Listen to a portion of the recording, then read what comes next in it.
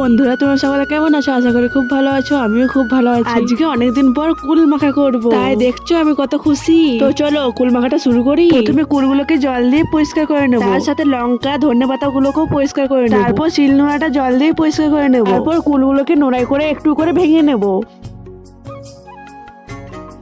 এই দেখো আমার ভাঙা কমপ্লিট। এরপর 3টে লঙ্কা শিলনোড়াতে বেটে নেবো, আর ধনে পাতাগুলোকেও ভালো করে বেটে নেবো।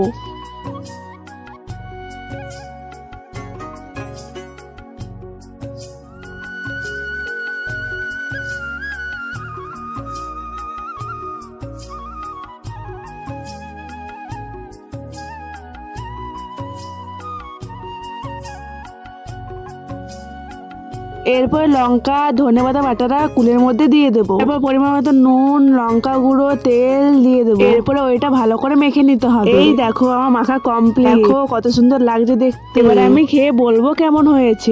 বন্ধুরা দারুণ হয়েছে। বন্ধুরা ভিডিওটা এটুকু, দেখা হচ্ছে পরে ভিডিওতে। এখনকার মতন টাটা।